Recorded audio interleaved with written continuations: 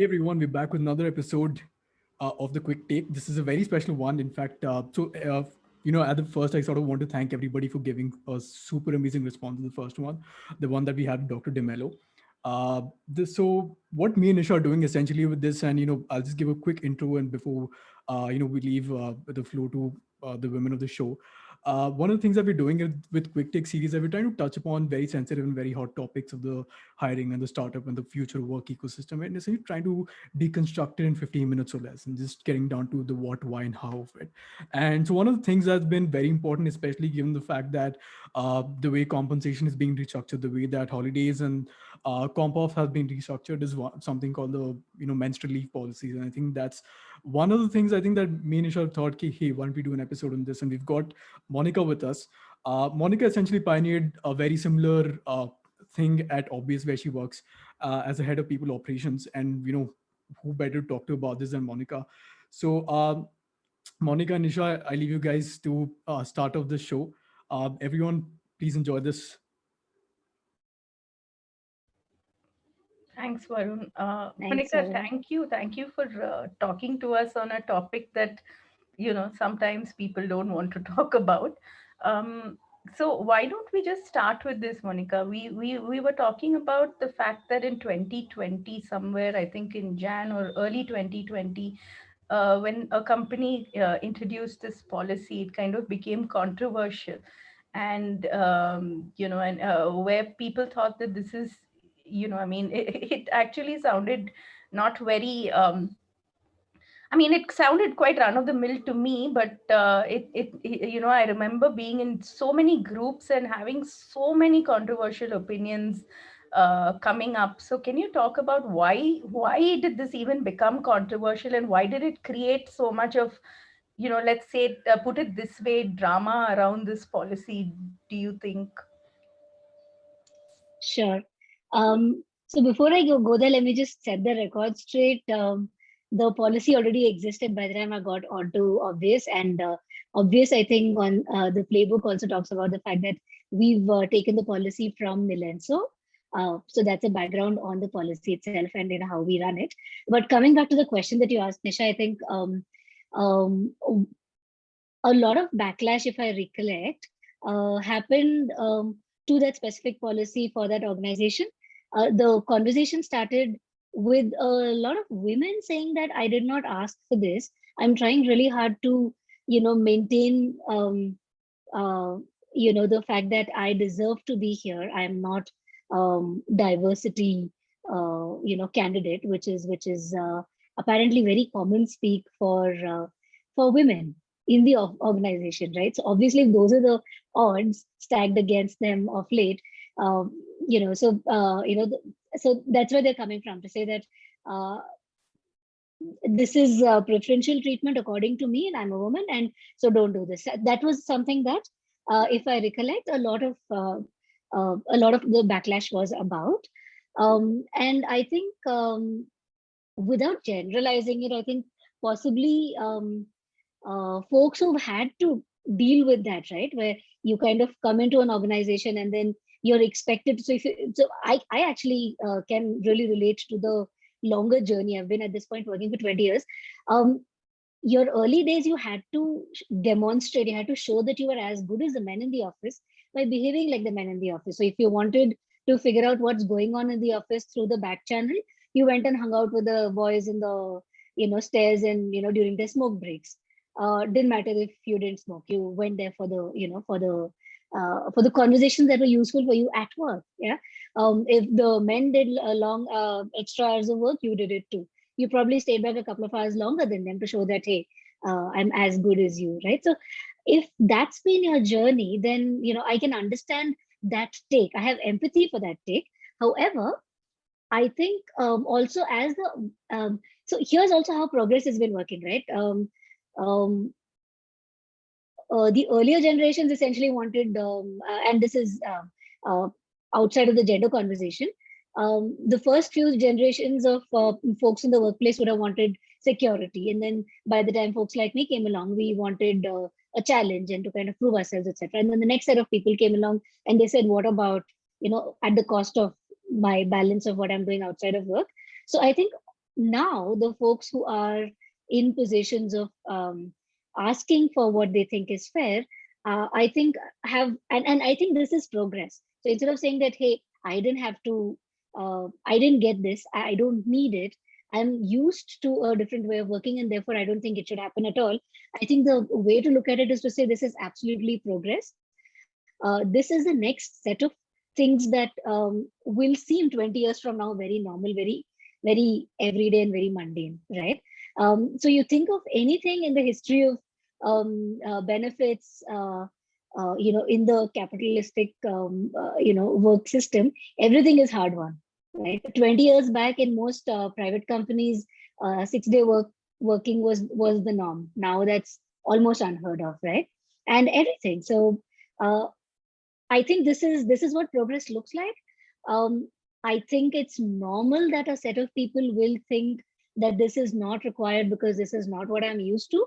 But I think power to the people who are spearheading the change, because I think this is something that's absolutely needed. Yeah, absolutely. How did people at Obvious think about it, Monica? You said that it was already there, and how have women been using this policy? If you can demonstrate what is really happening on ground. Sure.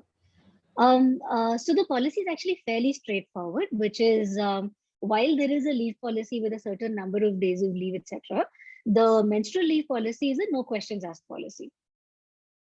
So people who menstruate can take that leave by just applying for leave, and that's it. Yeah, and So so they for don't have instance, to really specify the reason for leave or any such thing, is it? right, they don't. And there's also not an approval loop on that. Okay. So if I'm taking regular paid leave, I need to, apply, and then my lead approves it, right? So there isn't an approval loop on this. I just apply, and that's that. Yeah. Okay. And I think the additional sensitization that's also possibly been needed is to just kind of, early days talk people through what's the rationale, why are we thinking of doing this? And if you look at the folks that inspired this policy in Obvious, that rationale is fairly strongly, given there, saying that this is something that gets in the way of people's productivity. So would you rather have somebody who is in the office, is in pain, is 30%, 20% productive, or would you rather have that person not disengage over a long period of time? And, um, it's not so much about how many days am I paying them for in the month. It's about what's the work that they're required to do. And as long as that's happening, and as long as we have robust systems for that, um, the leave is a non-issue, and that's how it works at Obvious. So in fact, we have a leave system that's the first product that we've created. It's called Pause, and that talks about a menstrual leave as well. And so anybody who picks that leave system up can kind of figure out if they want to add menstrual leave. If yes, do they want to make it unlimited? Do they want to make it a certain number of days in the year? Or do you want to make it with an approval loop, without an approval loop, etc.? But I think from what I've seen, uh, just saying that you have the agency to take that leave when you need, because you know it. If I'm your manager, what value am I adding in saying, yes, please go ahead, take that leave, or don't take that leave? My task is essentially to say, That's all. Sorry. sure, What if your manager is male? exactly. So, that's also weird, right? So step one, there's this, you need to train your manager to say, all your managers to say that, listen, if somebody applies for menstrual leave, then don't look confused. Don't like, oh, they come and talk to you about it and say, I'm heading home. Then don't look embarrassed. Don't look at your shoes. This is okay behavior. This is not. Don't make PMS jokes, right? So all of that goes out the window, right? So you just have to apply for that leave and not put anybody in that position of having to give approval, where honestly in this situation that approval is a little redundant. Makes a ton of sense, definitely. So one of the things that I think organizations at this point are also thinking along is, ensuring that there are no question asked leaves around, menstrual leaves, around mental health leaves, around all of these things. So in terms of normalizing this, in terms of making this happen, what are the 3 steps that companies need to take? Anybody starting, fresh off the ground. So I think just get people on board.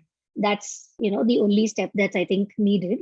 So to do that, if you need to really make a case for this, right? What are the cases that you need to make? A, that it's progress. That you know it's always going to be a slow moving needle, right? So I'd spoken about this earlier.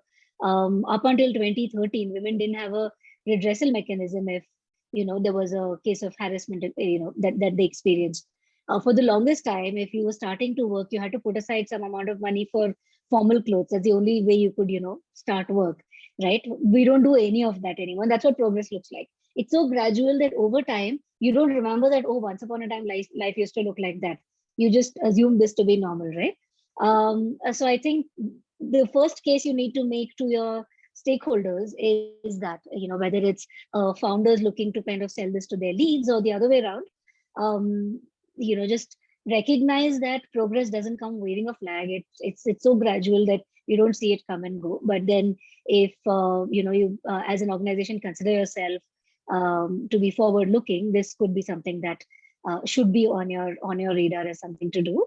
The second case I would say is that of productivity. And, we spoke about this. Instead of the person being tired, angry, upset, and gradually getting disengaged, missing on work commitment, possibly, there's a productivity issue. If I'm coming into work in pain, a couple of times a month, right?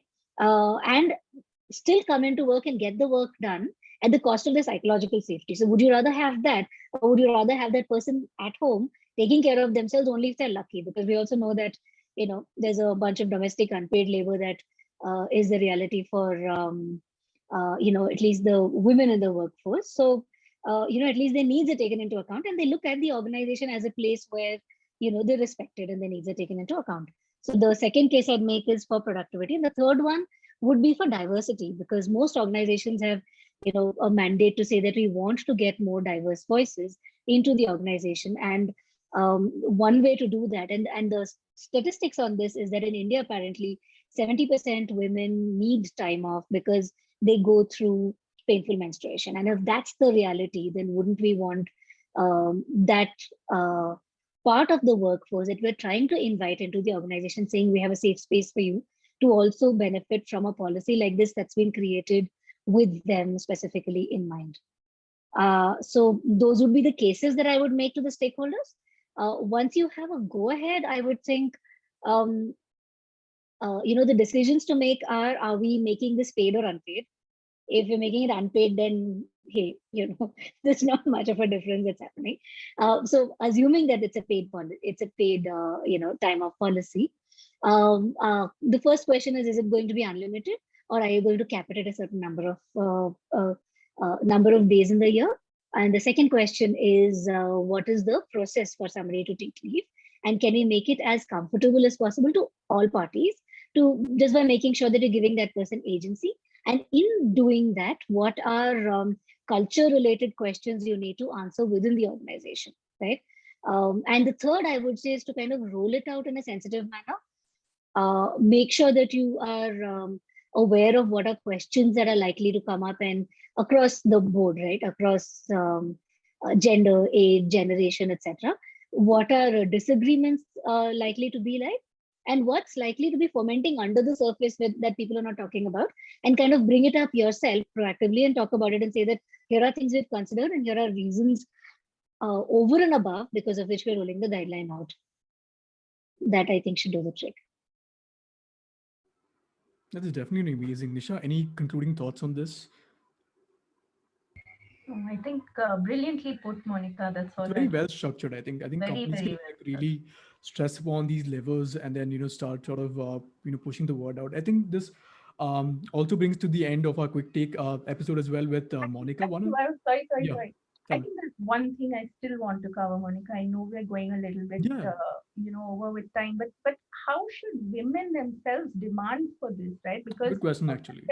what you said was that women are, kind of feeling a little, I mean, they feel like they've I mean, worked as there is a hard as square hole, men I think, have, in but society, right? damn it, like, if you need it, you Right. need it. So how should you just stand up for that? Lovely question. Yeah.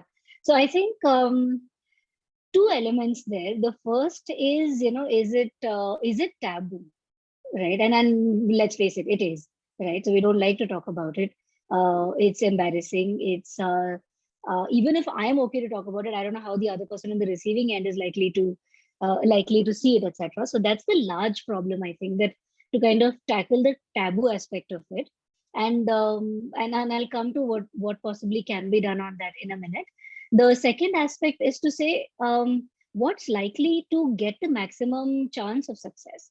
So is it individually somebody going and asking, or is it more likely if you have a larger group of people, including possibly people from other genders, people from different stages of leadership in the organization.